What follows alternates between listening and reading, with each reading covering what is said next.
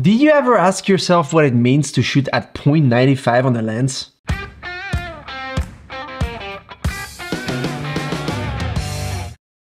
Hey guys, welcome back to my channel. This is Chris, hope you're doing good. Today I want to talk about the Meike 50mm 0.95. They reached out to me a few weeks ago asking me if I wanted to review this lens. And I mean, this is a Fuji X-mount lens, manual, that doesn't cost too much. And you know, I was kind of curious, how are the results? Does it look good? I mean, 0.95 is a pretty wide aperture. So here's my review. This is a bit of a different review than usual. I'm not going to go over the pros and cons. The reason being that if you purchase a lens like this, you're not really expecting to get sharp results at 0.95.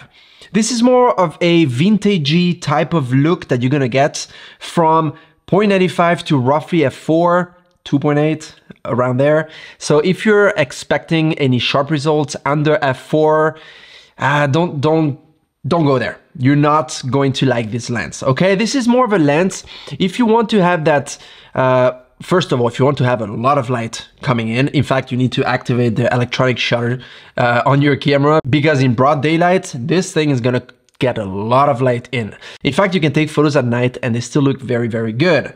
Now, the big problem with this sort of aperture is nailing your focus. So obviously you need to have your focus peaking on, that's for sure. But when you actually nail your focus, what's gonna happen when you shoot at 0.95 is something interesting. You're gonna have that dreamy look, that dreamy effect. You might get something a little bit sharper in there, but most of it's gonna be very, very soft, very washed out. It's gonna lack contrast. I mean, for the guys that like to shoot with a lens that's very sharp, this is not for you, and it's gonna be unusable under f2.8 or f4 even, okay? But for someone that wants to have that kind of vintagey look, this can be pretty cool, pretty interesting, I would say. Same for the flares, the fact that you don't have a hood in front of your lens, well, it allows the sun to come in and it's gonna give you an even more washed out look. Again, if you like that type of look, this is a lens for you.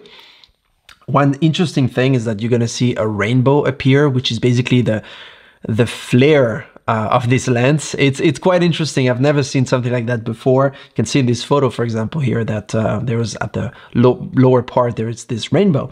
And okay, well, I mean, it's interesting. It's not a pro, it's not a con. That's why this video is pretty, it's not really a video focused on showing you how good of a lens it is or how bad of a lens it is. So yeah, this lens has maximum aperture of 0.95, minimum aperture of f16. It has a minimum focusing distance of 45 centimeters, so you can get quite close to your subject. It has a field of view of 32 degrees, 50 mil for APS-C, which is an equivalent of roughly 85 mil for full frame, and it has a 62 millimeters filter thread in front. In terms of weight, this is pretty nice, pretty heavy. You can see the front here, it has nice glass. That reminds me a lot of my 56mm f1.2, by the way, from Fuji. So yeah, the results are okay if you go above f4, if you want to actually use them as sharp results.